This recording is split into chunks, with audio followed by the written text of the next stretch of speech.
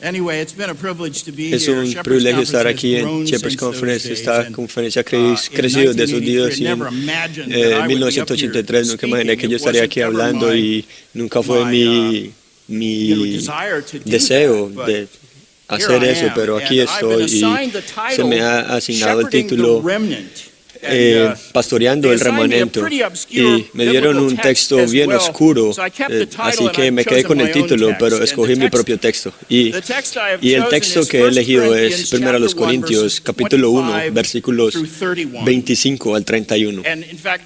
Y de hecho, Vori me dio un infarto el domingo por la mañana, porque cuando se levantó a predicar, nos dijo que fuéramos a 1 Corintios 1. Y luego pasó los 5 minutos más largos de mi vida haciendo algunos comentarios introductorios, sin decir qué versículo iba a tratar.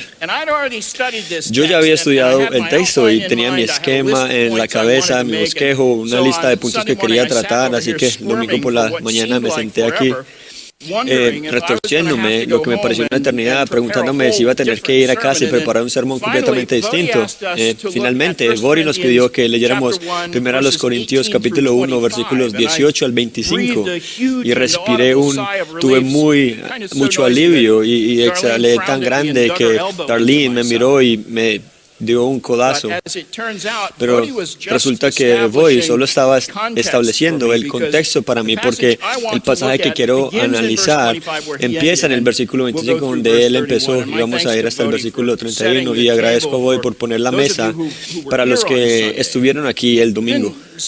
Pero ayer Steve Lawson vino y se metió hasta los tobillos en mi texto, así que voy a repetir y volver a hacer hincapié en algunas cosas que él dijo, pero está bien porque son verdades que no se pueden recalcar demasiado. Quiero empezar leyendo el texto para que vean la relevancia de este pasaje para el tema del remanente. Y antes de entrar en detalles específicos de 1 Corintios 1, quiero que consideremos un contexto más amplio. Quiero esbozar lo más rápidamente posible el rastro del tema del remanente a través de las Escrituras, para que entiendas cuán prominente es esta idea en la Biblia, así como cuán vital es para una filosofía adecuada del ministerio. Y por cierto, alguien me enseñó un tweet un tipo en Twitter estaba enfadado con el tema de la conferencia de Shepherds este año, porque él preguntó cuándo las Escrituras se refieren a la iglesia como el remanente, y él escribió respuesta: nunca. Así que permítame decir que aprecio su atención a las palabras y el contexto, pero creo que el punto que está tratando de hacer es innecesariamente pedante, porque usted puede hacer el caso para que la palabra remanente nunca se aplica explícitamente a la iglesia en el Nuevo Testamento, pero creo que es innegable que el principio que las Escrituras pretenden enseñar es que la palabra remanente se aplica a los israelitas fieles, especialmente cuando la Biblia pone tanto énfasis en la fidelidad de Dios de redimir a su pueblo. Este principio es absolutamente cierto para la iglesia gentil también. Somos un remanente escogido de la humanidad en general. Los pocos que hallan la puerta estrecha y el camino angosto. Y creo que verás que el principio del remanente está claramente implícito en mi pasaje que vamos a ver esta mañana. Así que permítame leer este pasaje, 1 Corintios 1, versículos 25 al 31. Porque lo insensato de Dios es más sabio que los hombres, y lo débil de Dios es más fuerte que los hombres. Pues mirad, hermanos, vuestra vocación, que no sois muchos sabios según la carne, ni muchos poderosos, ni muchos nobles, sino que lo necio del mundo escogió Dios para avergonzar a los sabios, y lo débil del mundo escogió Dios para avergonzar a lo fuerte, y lo vil del mundo y lo menospreciado escogió Dios, lo que no es, para deshacer lo que es, a fin de que nadie se jacte en su presencia. Mas por Él estáis vosotros en Cristo Jesús, el cual nos ha sido hecha por Dios sabiduría, justificación, santificación y redención, para que, como está escrito, el que se gloría, gloríese en el Señor. Ahora, aquí está el sentido de este texto en una sola frase: en el plan y propósito de Dios y la fe firme de una pequeña minoría desfavorecida es más vital y más eficaz que la fuerza colectiva de una mayoría poderosa. El reino de Cristo nunca ha avanzado gracias al prestigio y la habilidad y la sofisticación de un ejército imponente. Dios suele llevar a cabo su obra en la tierra a través de la devoción inquebrantable de un remanente fiel, pero por lo demás, también impresionante. Steve citó esto ayer de Martin Lloyd-Jones. Dios siempre ha realizado su mayor obra a través de un remanente. Y Lloyd-Jones dice, deshazte de la noción de números. Y tiene razón. Nosotros, como cristianos, especialmente tú y yo, como líderes de iglesia, no somos llamados y enviados por Cristo para tratar de ser geniales e inteligentes y coercitivos con el fin de impresionar al mundo. Somos llamados a ser fieles y a proclamar el Evangelio sin alterar el mensaje o abreviarlo. Este es un principio que los evangélicos del siglo XXI parecen ignorar alegremente. La obra de Dios y el triunfo de su verdad no requieren en última instancia la fuerza carnal, ni el poder carnal, ni el ingenio humano, ni el consenso popular, ni vastos ejércitos, ni el estilo, ni el prestigio, ni la aprobación del resto del mundo. No tenemos que intentar arreglar el Evangelio o hacer que parezca menos piedra de tropiezo o que suene menos insensato. No es nuestra prerrogativa tratar de hacer el Evangelio de Jesucristo más agradable a la élite académica, o más aceptable a los guardianes de la corrección política, o más agradable a los sumos sacerdotes del dogma científico, o más impresionante a los guardianes de la moda posmoderna, o más satisfactorio para las personas que marcan la agenda de los sindicatos de profesores, o más agradable para la opinión popular en general. No es nuestro trabajo tratar de ajustar el Evangelio para hacer que todas esas personas estén felices. La verdad de Dios no necesita el apoyo de la opinión mayoritaria. Dios normalmente logra sus propósitos a través de un remanente que parece bastante pequeño y débil. Pero eso es a propósito. Eso es lo que nuestro pasaje dice. Esto es el diseño de Dios. Esto es esencial para la estrategia de Dios y su plan de redención. Él ha elegido usar un remanente miserable, no un ejército de aristócratas e intelectuales.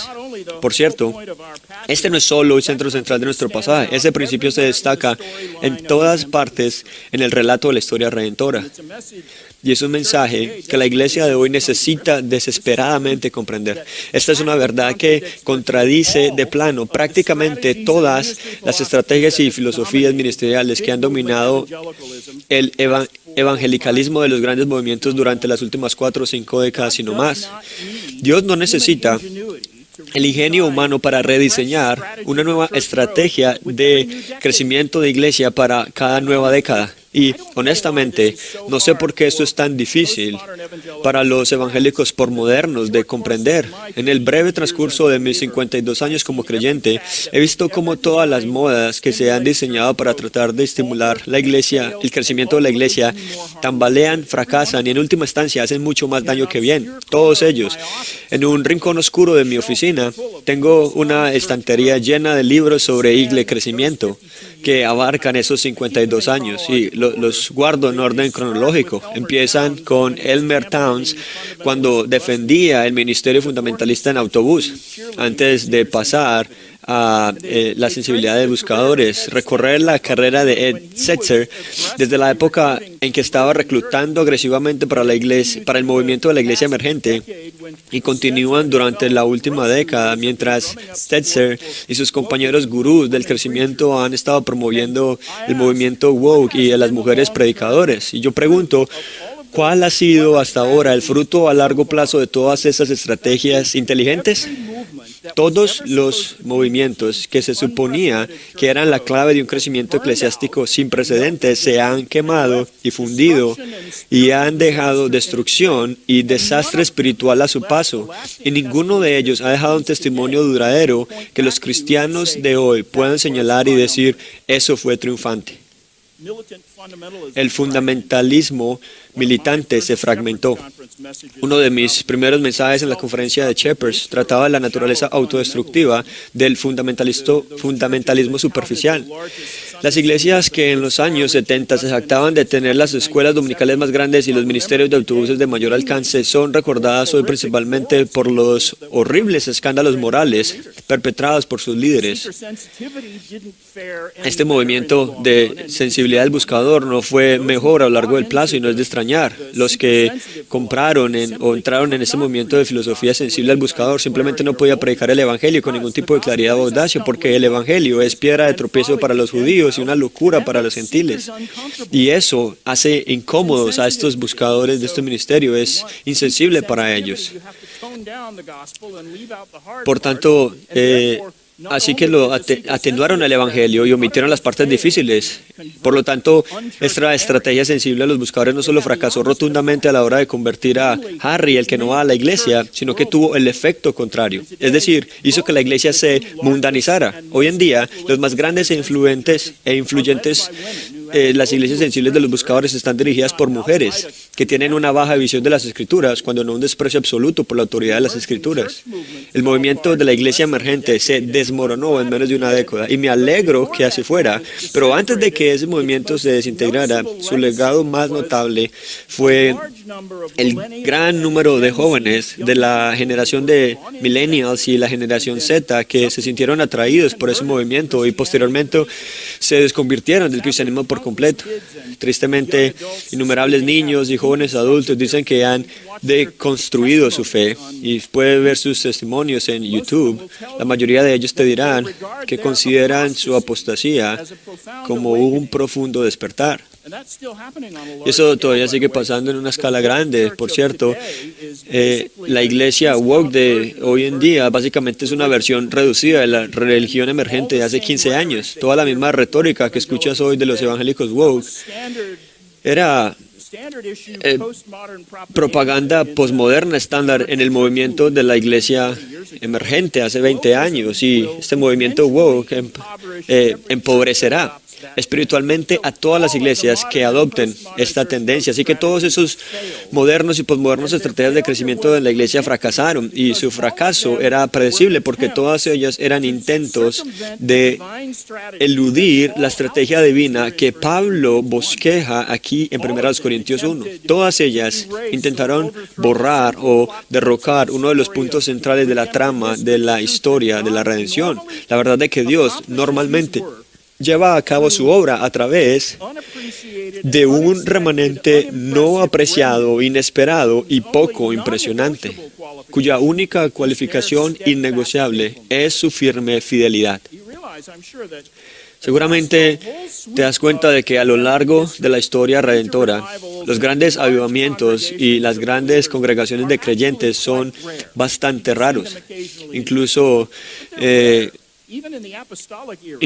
en la era apostólica no se añaden regularmente 3,000 almas a la iglesia. Eso ocurrió una vez en Pentecostés. Después de eso hubo un avivamiento en Hechos 5, donde Hechos 5:14 dice que los que creían en el Señor se añadían muchos números, hombres y mujeres, pero las iglesias del Nuevo Testamento que conocemos, las que se describen en el libro de Hechos, las que se mencionan en las epístolas y a las que Cristo se dirige en el libro de Apocalipsis, esas no eran mega iglesias, eran congregaciones bastante pequeñas, a menudo asediadas, que no recibían ninguna admiración ni honor de los filósofos griegos o de la élite política romana, ni de la iglesia, cualquiera que fueran los conocedores de la cultura de esas ciudades. La amistad con el mundo no era lo que ellos debían buscar, y lo sabían.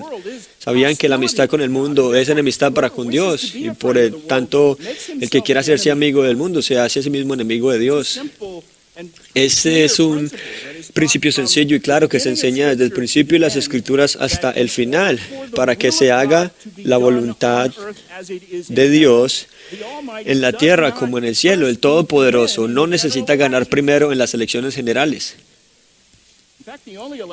De hecho, la única elección que cuenta en la eternidad es la elección de Dios. Y nuestro texto dice que Él ha elegido no los sabios, no los poderosos, no los nobles, sino que Dios ha escuchado los necios y los débiles y las cosas básicas, las cosas que se desprecian. Eso es lo que Dios ha escogido.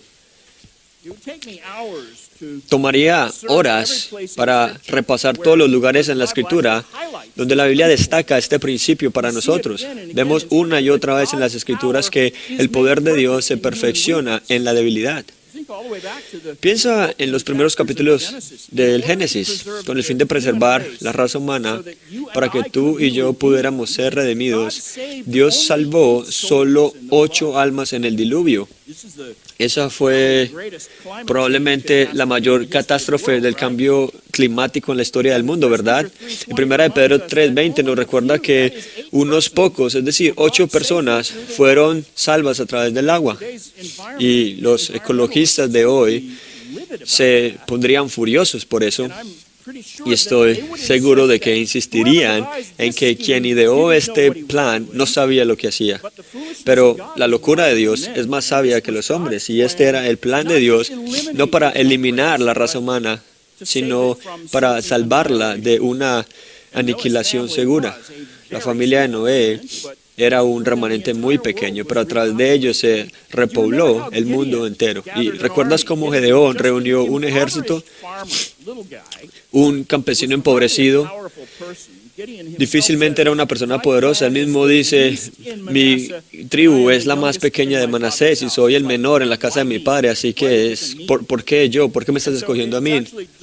Así que es deliberadamente irónico, incluso gracioso, que cuando el ángel de Jehová se dirige a él al principio lo llame, oh poderoso hombre de valor, porque parecía cualquier cosa menos eso.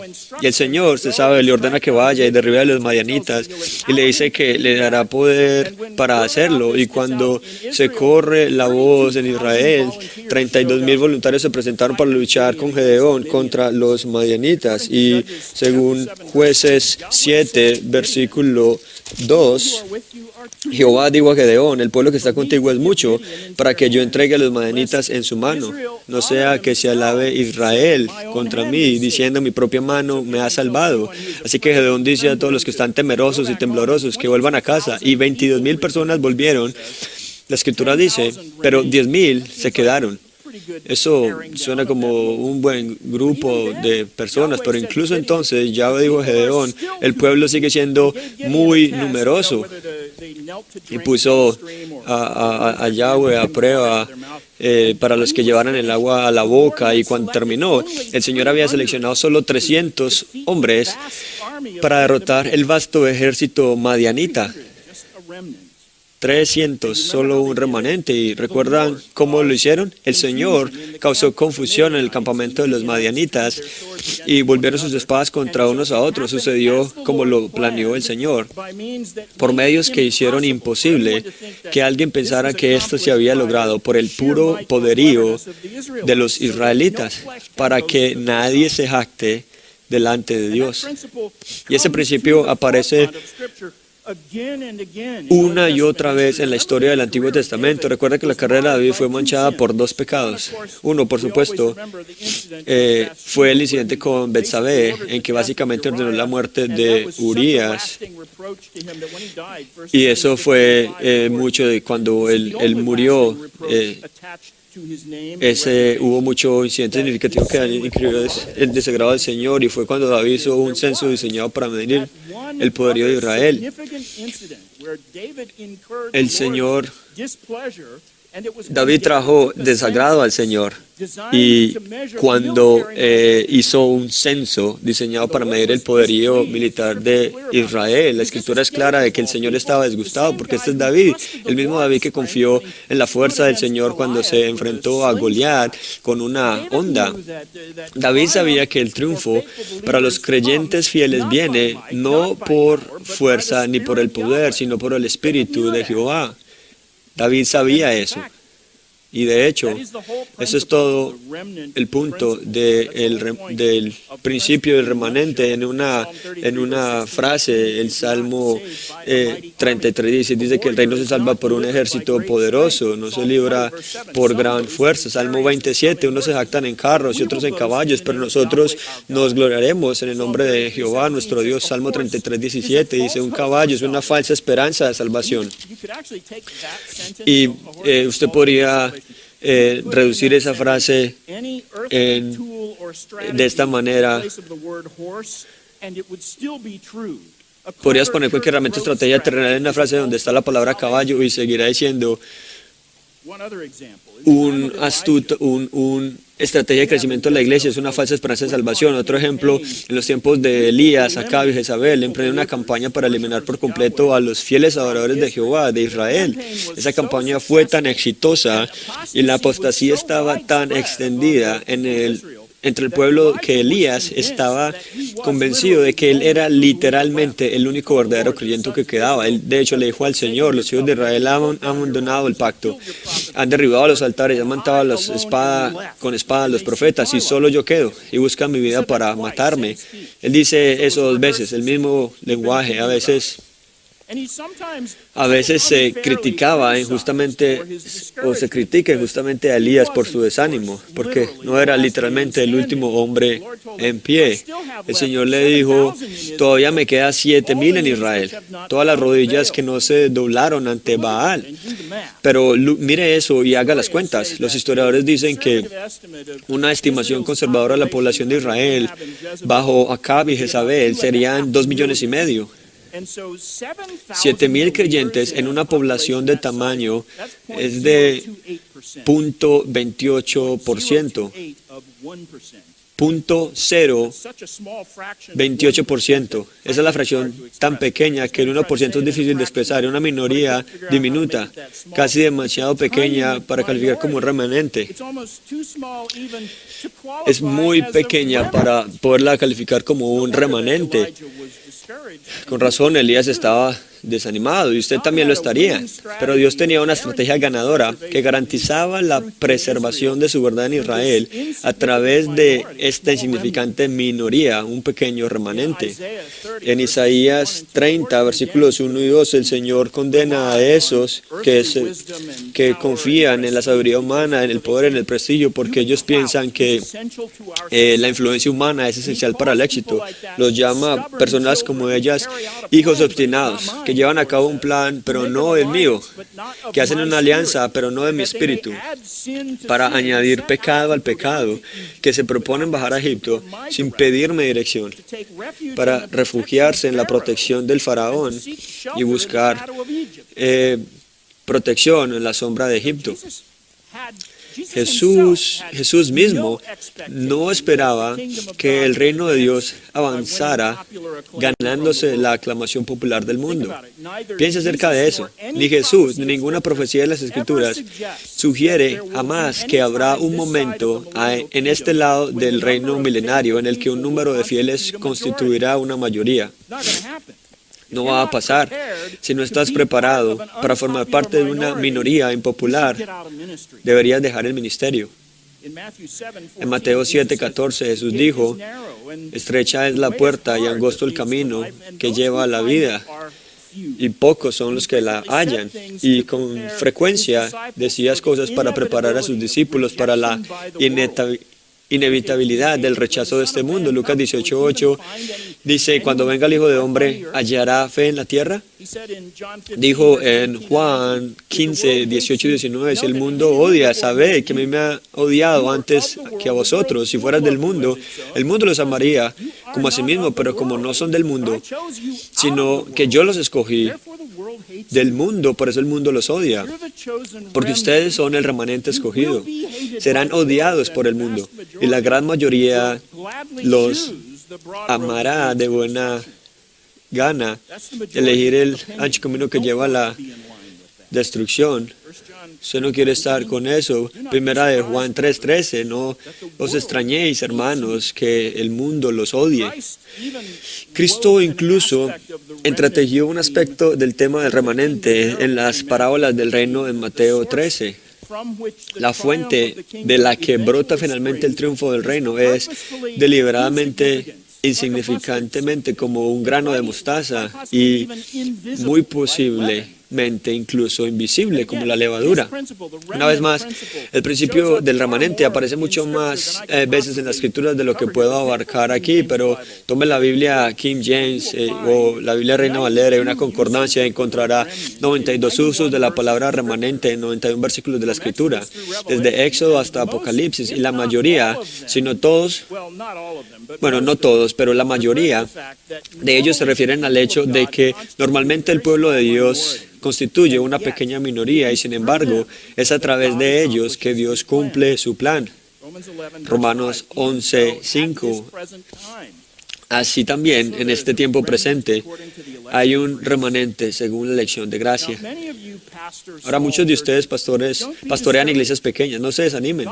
El plan de Dios requiere que sean fieles, no que tengan influencia y prestigio. Miremos a nuestro pasaje. Vamos a nuestro pasaje. Pablo introduce tres contrastes en 1 Corintios 1 que dominan los primeros capítulos de la epístola. Sigue siendo estos contrastes. Son sabiduría frente a necedad, fuerza frente a debilidad y prestigio frente a insignificancia.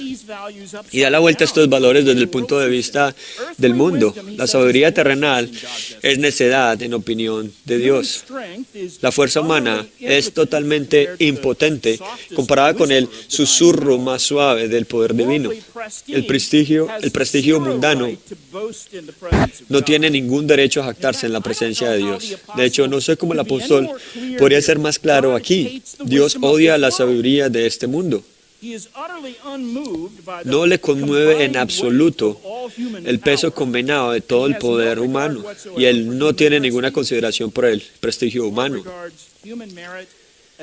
El Señor considera el mérito humano como nada y me intriga y me parece bastante impresionante, también muy significativo, que es el apóstol Pablo y no uno de los 11 hombres que había sido discipulado durante 3 años por Cristo, pero Pablo es el apóstol que escribe este pasaje.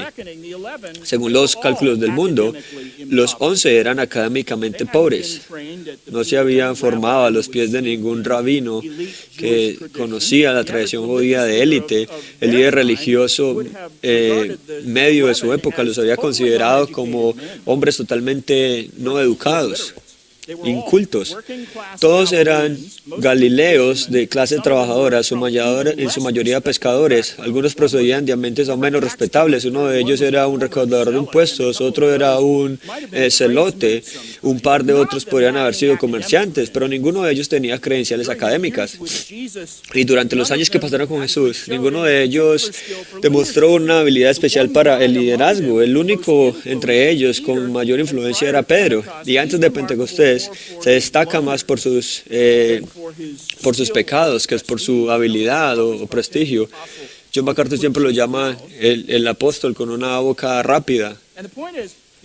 Y el punto es que estos hombres no fueron elegidos por su rango o inteligencia, no eran ni hombres eminentes ni expertos en otra cosa que no fueran sus humildes vocaciones. Así que decir que no muchos sabios, según los criterios mundanos, no muchos eran poderosos, no muchos en una cuna noble, es quedarse corto, porque ninguno de los 12 originales tenía ninguna de esas cualidades. Pablo era diferente. Había alcanzado la más alta estatura como un académico. Él era un académico. No importa, usted entiende lo que yo digo. Él era un hombre inteligente, con todas las credenciales que necesitaba. Hechos 22:3 dice que él fue educado a los pies de Gamaliel, según la estricta manera de la tradición judía. Era un hebreo de hebreos. Él era fariseo, hijo de fariseos. Hijo de fariseos, él dice en plural. Así que muchas generaciones hacia atrás, ese era el trasfondo de su familia. Y en Hechos 26:10 él dice que antes de su conversión, cuando era el principal funcionario religioso que supervisaba la persecución de los cristianos, desempeñaba esta tarea con autoridad que le fue dada por los principales sacerdotes. Y cuando los acusadores de ser cristianos eran condenados a muerte, él dice, yo votaba en contra de ellos. Lo que da una medida del poder que él tenía, que él gozaba. Él tenía un voto, significa que como mínimo trabajaba a instancias del Sanedrín y actuaba bajo su autoridad, así que tenía estrechas relaciones personales con el Sanedrín. El consejo que tenía el poder sobre los asuntos judíos y había tenido como mentor a Gamaliel, a quien incluso los seculares, la historia seculares lo reconocen como uno de los rabinos más poderosos e influyentes que ha producido el judaísmo. Él entrenó a Pablo, en otras palabras. Pablo tuvo todas y cada una de las ventajas que él denuncia en 1 Corintios 1. Y no es de extrañar que desprecie tanto las ventajas humanas. Esas cosas casi le cuestan el alma.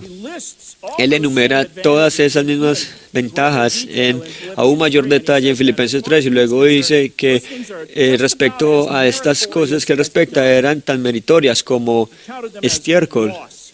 Él las contaba como pérdida. Lo que significaba en lugar de ventajas eran desventajas para su bienestar espiritual y su servicio a Cristo. Sin embargo, es un hecho de que el apóstol Pablo era literalmente uno de los no muchos que eran en verdad sabios y poderosos y de noble cuna. Y sin embargo, a lo largo de los 3 primeros capítulos de esta epístola dice, y hace todo lo que puede para subrayar que la sabiduría humana, la fuerza humana y el prestigio humano no son esenciales para la salud espiritual de la iglesia o el éxito de la misión cristiana. Y de hecho, esas cosas pueden ser francamente perjudiciales para el verdadero éxito espiritual, porque Dios eligió lo necio del mundo para avergonzar a los sabios. Dios eligió lo que es débil del mundo para avergonzar a los fuertes. Dios eligió lo que es bajo y despreciado en el mundo, incluso las cosas que no son, para reducir a nada las que son, para que ninguno se jacte en la presencia de Dios. Esa es la estrategia de Dios para su obra en el mundo, y las puertas del infierno no prevalecerán contra ella. No pierdas tu confianza en el plan de Dios. Esa es una introducción muy larga.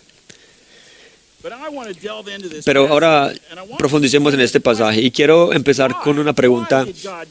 ¿Por qué? ¿Por qué Dios eligió avanzar el reino de Cristo a través del testimonio de un remanente poco impresionante en lugar de reclutar a los más admirados, los más elocuentes, los más autoritarios y los más aristocráticos? Eso es lo que yo hubiera hecho. ¿Por qué Dios lo hizo de la otra manera? ¿Por qué Dios lo hizo de esta manera? ¿Por qué Él escogió a esos que son rechazados? La respuesta se nos da aquí mismo en nuestro pasaje. Y la respuesta tiene 3 partes. Dios lo hace así porque confunde a los sabios, frustra a los fuertes y humilla a los orgullosos. Esa es la razón por la que Dios lo hace. Así que veamos estas razones una por una. Primero, confunde a los sabios. Versículo 27. Sino que lo necio del mundo escogió Dios para avergonzar a los sabios.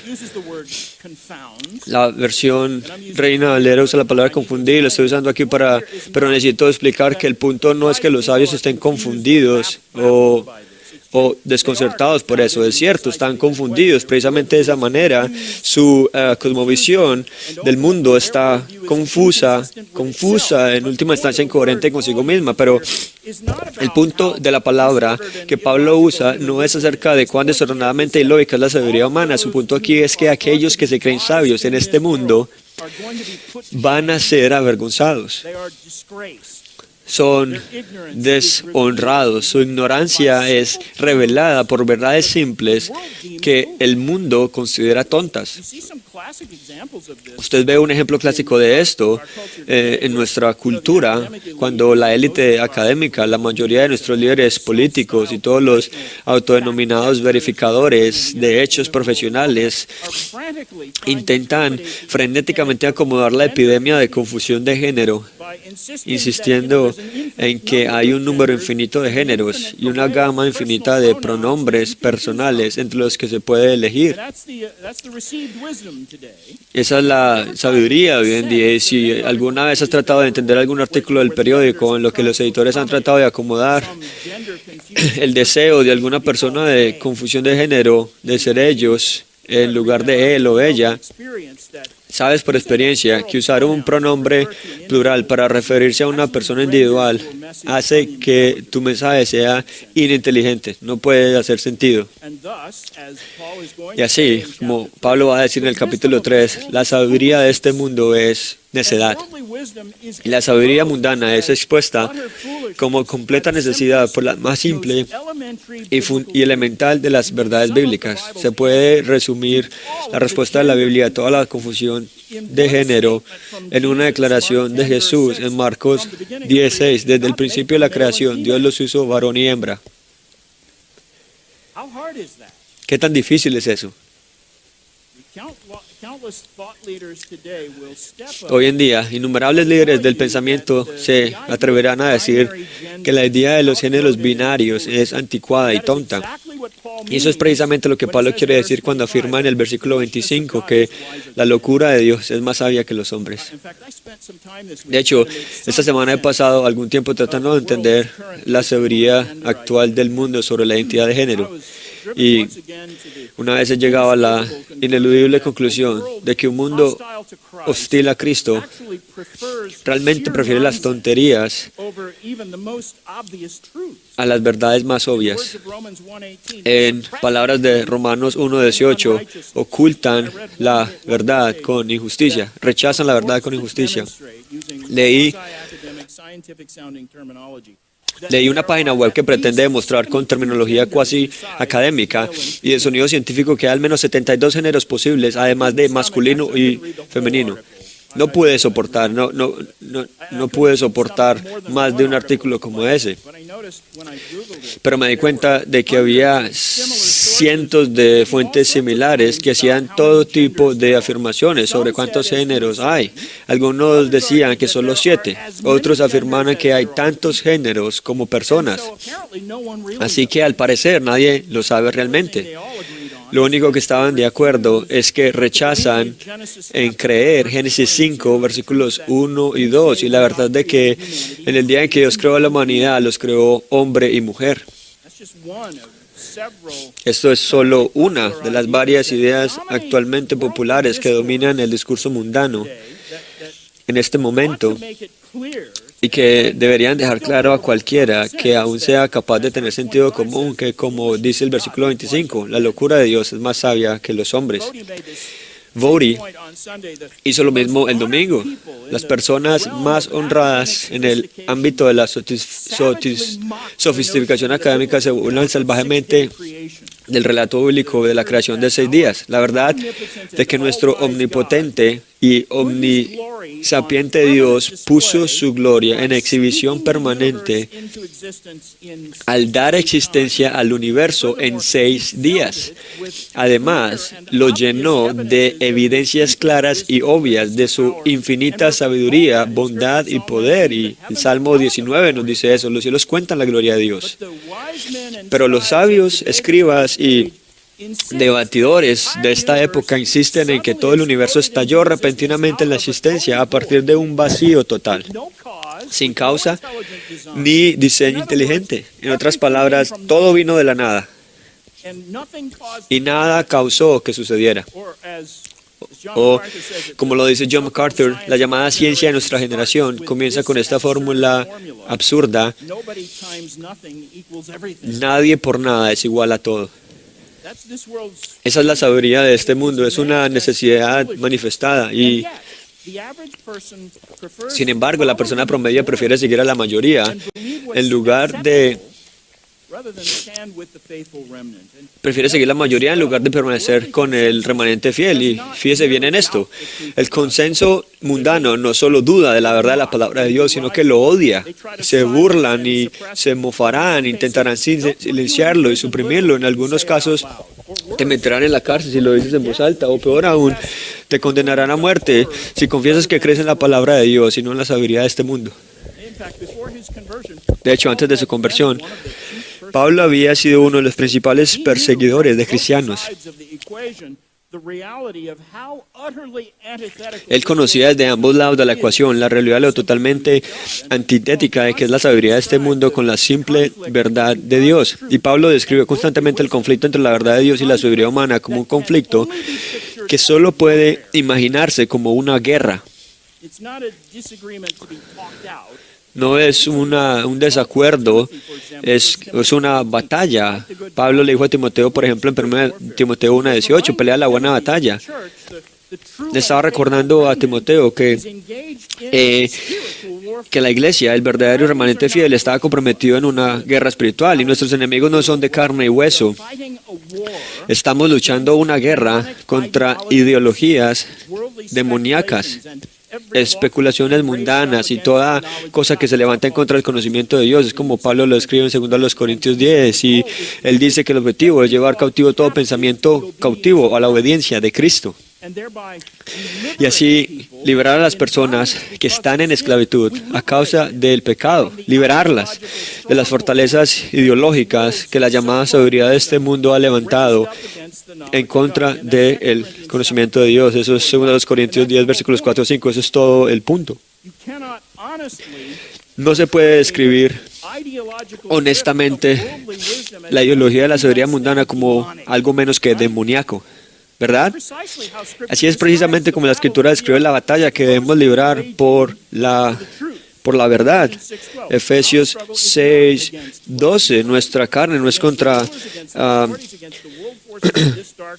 carne ni sangre, sino contra principados, potestados, gobernadores de las tinieblas de este siglo, contra los huestes espirituales de la maldad. Él está describiendo demonios, estos son demonios. Y los sistemas de creencias que fomentan son malignos, demoníacos. Pero en nuestra generación hay una plétora de voces influyentes en la iglesia que insisten en que cualquier hostilidad entre la sabiduría del mundo y la necesidad de Dios es algo malo y que la guerra cultural que provoca es enteramente culpa de la iglesia. Nosotros somos los que estamos equivocados, nosotros somos los que tenemos que cambiar. Una de las ideas más antibíblicas que parece dominar el evangelicalismo de los grandes movimientos es esta noción de que los cristianos deberían adoptar e integrar en nuestra creencia tanta sabiduría de este mundo como sea posible. Usted sabe, tenemos que vivir en paz con los valores de este mundo. Ellos dicen, tenemos que hacernos amigos del sistema mundial en la medida de lo posible. No seamos adversarios del mundo ni de sus ideologías favoritas. Eso es 180 grados opuesto a lo que dice la Escritura. Hace apenas 2 días me encontré con un video en el que Andy Stanley miraba a la cámara y pedía disculpas a todos los no cristianos porque él decía, no es asunto de los cristianos decir al resto del mundo lo que deben pensar y cómo deben hacerlo, cómo deben vivir. ¿En serio? Y luego, la semana pasada, Tim Keller publicó un tuit llamando a la coexistencia pacífica. Esas fueron sus palabras exactas. Entre los cristianos y nuestros adversarios ideológicos, él dijo, y cito, no debemos demonizarlos.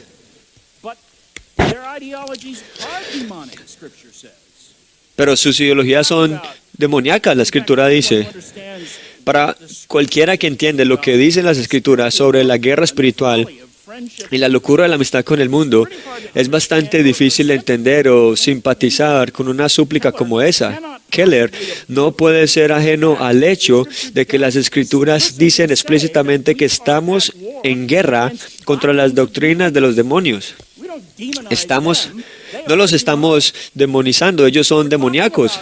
Estamos hablando de sesiones de drag queen y de personas que promueven agresivamente la transexualidad y la homosexualidad y el aborto y otros males. Pero nunca digas nada que pueda entristecer o enfadar a los proveedores de esas doctrinas. Esa parece ser la nueva estrategia evangelística. Acomodación. Y no se trata simplemente de que los evangélicos intenten evitar el conflicto con las creencias y valores del mundo. Parece que una de las principales actividades del amplio movimiento evangélico actual es una campaña implacable para ajustar la verdad de las Escrituras, incluido el mensaje del Evangelio, para atenuar o restringirlo todo lo más posible. Así que las estrategias y entrenadores del estilo del amplio movimiento evangélico tratan de integrar la sabiduría mundana donde creen que pueden, adoptan una jerga académica alta, adoptan lo que sea que esté intelectualmente de moda en ese momento y creen que si hacen esto, nuestra religión no parecerá tan tonta a la gente que está empapada de la sabiduría de este mundo. Ese no es el acercamiento de Pablo. Él no intenta defender el cristianismo con argumentos intelectuales sofisticados. Note nuestro texto. Él admite, sí, soy necio, sí, pero predicamos a Cristo crucificado. Él no trata de adaptarlo al nivel intelectual. Él ni siquiera lo hizo en la colina en el Areópago, cuando se dirigió a los principales filósofos del mundo. Su línea de argumentación con ellos fue directa a la resurrección corporal, aunque sabía muy bien que los griegos pensaban que esa idea era el colmo de lo absurdo. Y aquí en Corinto, una cultura muy parecida a la nuestra, centrada como también parecida a la de Atenas, centrada tanto en la depravación carnal como en el orgullo intelectual. Pablo dice, capítulo 2, cuando fui a vosotros para anunciar el testimonio de Dios, no fui con excelencia de palabras o de sabiduría, pues me propuse no saber nada entre vosotros, cosa alguna sino Jesucristo y este crucificado. Así, espera un momento. Esto es una sociedad intelectual y Pablo lo sabía. Y él tenía las herramientas para hablar a su nivel. Él sabía quiénes eran ellos. Versículo 22. Los judíos, los griegos buscan sabiduría y Pablo entendió eso. Versículo 22, que la palabra de cruz es locura para ellos. Y versículo 22, predicar a Cristo crucificado es locura para esta audiencia. Además, como dije, Pablo tenía todas las herramientas que hubiera necesitado para tratar de impresionar a los atenienses y a los de Corintios con su erudición y su jerga académica y sus grados académicos. Pero Pablo nos dice que él, a propósito, no trató de hacer que el mensaje del Evangelio sonara menos tonto. No trató de disfrazarlo con un discurso elevado y filosofía sofisticada. Es un mensaje sencillo, Jesucristo crucificado. ¿Por qué refinarlo con elementos artificiales? Él reconoce que el Evangelio es una piedra de tropiezo para algunos y tontería para otros, pero lo predica a propósito de todos modos. ¿Por qué? Porque el versículo 24 dice que el poder de Dios está en ese mensaje. Él nos dice, no me avergüenzo del Evangelio, porque es poder de Dios para salvación. Siempre, de hecho, siempre me ha integrado y este pasaje es el primer texto que me llevó a Cristo y me llevó a mi propia salvación, y siempre me asombra que Pablo siga refiriéndose al Evangelio como la locura de Dios, aunque sabe que es más sabio que los hombres, más sabio que cualquier hombre o que todos los hombres juntos, es más sabio que Bill Gates, Elon Musk y Einstein juntos. Pero Pablo está dispuesto a conceder por el momento que el Evangelio suena necio. Capítulo 2, versículo 4, mi palabra y mi predicación no fueron con palabras persuasivas de sabiduría. Capítulo 1, versículo 21, Dios mismo se agradó por la locura del mensaje de salvar a los que creen. Y he aquí por qué Pablo no vio ninguna necesidad de desafiar la percepción del mundo de que la verdad de Dios es necia. Versículo 27, Dios ha escogido lo necio del mundo para avergonzar a los sabios. La verdad es que cuando predicamos el Evangelio fielmente, hablamos sabiduría entre los maduros. Es sabiduría, sin embargo, que no es de este siglo, ni de los gobernantes de este siglo, porque, capítulo 2, versículo 14, el hombre natural no acepta, no entiende las profundidades del Espíritu de Dios, porque para él son locura.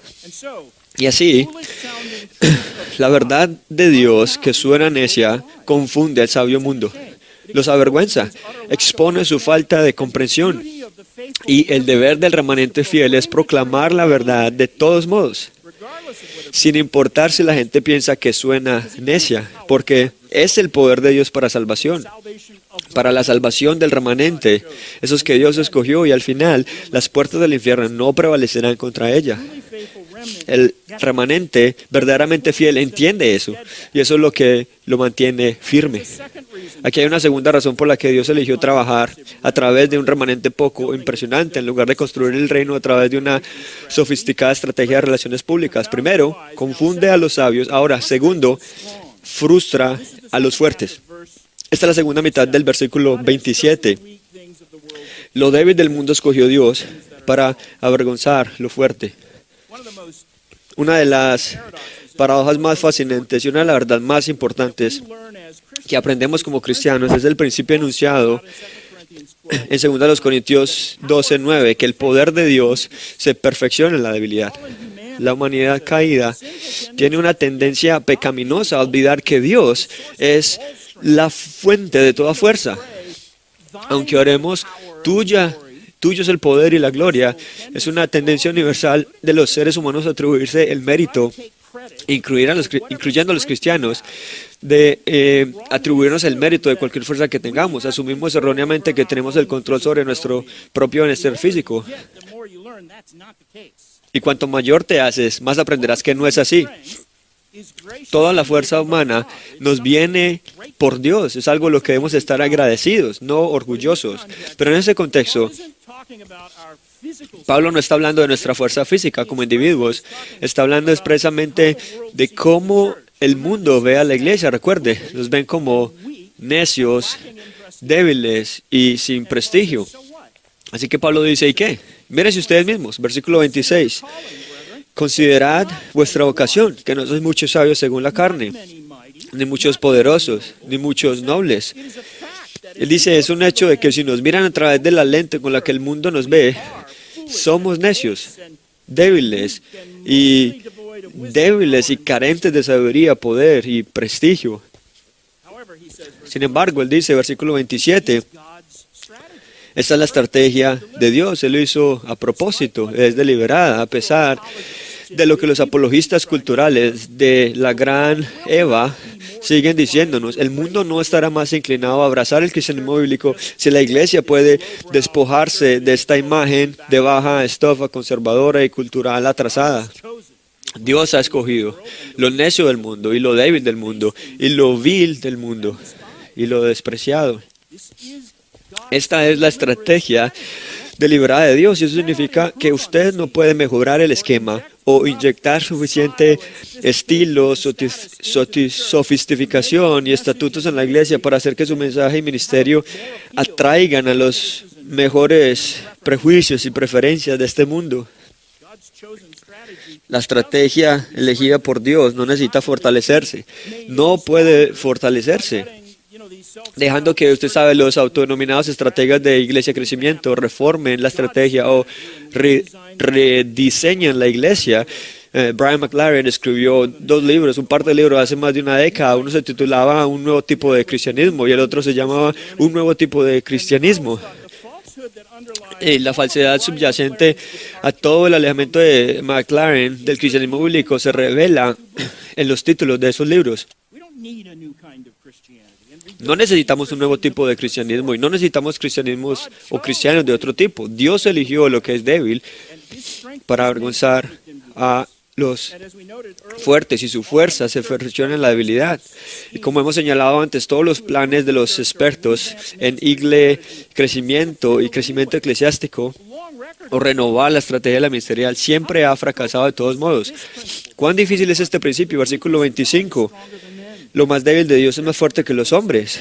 Por eso, versículo 27, Dios ha escogido las cosas débiles del mundo para frustrar a los fuertes.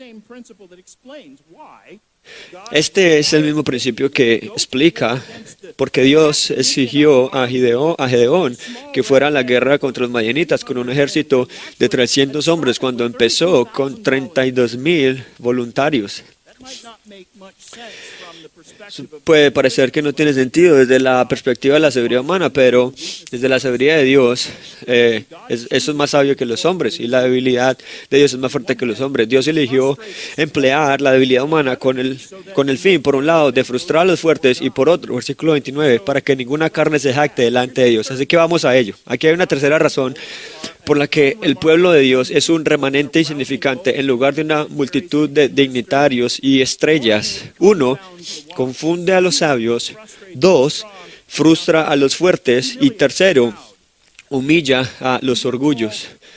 Y aquí Pablo resume toda la cuestión en los términos más posibles, porque Dios emplea personas y cosas que parecen ser tortas y débiles. Versículo 28, Dios ha escogido lo bueno del mundo y lo despreciable. Ninguna carne tiene derecho de gloriarse delante de Dios. 11:11, segundo a los Corintios 11:30, si tengo que jactarme, me gloriaré en mi debilidad. Gálatas 6:14, que nunca me gloriaré sino en la cruz de Jesucristo. Efesios 2:8-9, por gracia de Dios han sido salvos, no de vosotros, es un don de Dios para que nadie se gloríe. Filipenses 3:3, nosotros nos gloriamos en Cristo Jesús y no ponemos nuestra confianza en la carne. Y él sigue. Creo que ese pasaje describe varios evangélicos hoy en día. Y este pasaje parece una descripción de la cultura de las mega iglesias evangélicas. No es solo el mundo secular que cultiva todos esos rasgos. Y si la iglesia visible va a recuperar alguna vez cualquier apariencia de salud, tú y yo necesitamos dedicarnos a inculcar la lección de este texto y el principio del remanente en las mentes de creyentes genuinos que están bajo nuestro cuidado como pastores. Me entristece, pero no me desanima cuando tantas personas, especialmente celebridades cristianas, deconstruyen su fe y se desconvierten del cristianismo. Se ve esto todo el tiempo. Se apartan de la iglesia. Salieron de nosotros, pero no eran de nosotros, porque si fueran de nosotros, habrían permanecido, pero salieron para que se manifestara que no eran de nosotros. Eso es 1 Juan 2:19. Y deja claro que Dios tiene un buen propósito para expulsar a la gente de la iglesia cuando su fe es falsa y superficial. Es la misma razón por la que redujo tan radicalmente el tamaño del ejército de Gedeón. Es la misma razón por la que Juan ahuyentó a tantos de sus seguidores en Juan 6. Él dice, Él elige un remanente en lugar de una multitud masiva, porque nuestra fe no sea en la sabiduría, en el poder de los hombres y las mayorías, sino en el poder de Dios. La actual ola de personas que está apostatando no está debilitando a la iglesia ni anulando el testimonio, está sin embargo señalándonos de nuevo a la verdadera fuente de nuestra fuerza, recordándonos que nuestro único poder y eficacia como proclamadores del Evangelio no reside en la fuerza, ni en el poder, ni en la sabiduría humana, ni en las estrategias ingeniosas, ni en ninguno de los instrumentos carnales en los que solemos confiar, porque las armas de nuestra milicia no son carnales, sino que son poderosas en Dios para destrucción de fortalezas. El Evangelio mismo es el poder de Dios para salvación. No necesitamos un gran ejército para vencer en esta guerra espiritual. Solo necesitamos aprender a confiar en aquel que verdaderamente es nuestra fuerza y nuestra salvación. La batalla es suya, la fuerza es suya, el triunfo será suyo. Y una última cosa, si alguna vez te avergüenzas de la iglesia o de tus compañeros creyentes porque parecen necios, débiles, tienes que reorientar tu perspectiva. No mires a la iglesia a través de un lente mundano. Esta congregación que parece tan poco impresionante para el mundo, gente sin idea, sin influencia, sin clase, es en realidad una de las personas más bendecidas y requeridas y privilegiadas que haya existido. Romanos 8, 16, 17, somos hijos de Dios y hijos, también herederos de Dios y coherederos con Cristo, a la espera de ser glorificados con Él. Incluso con todo ese privilegio de gracia, no tenemos nada de qué jactarnos.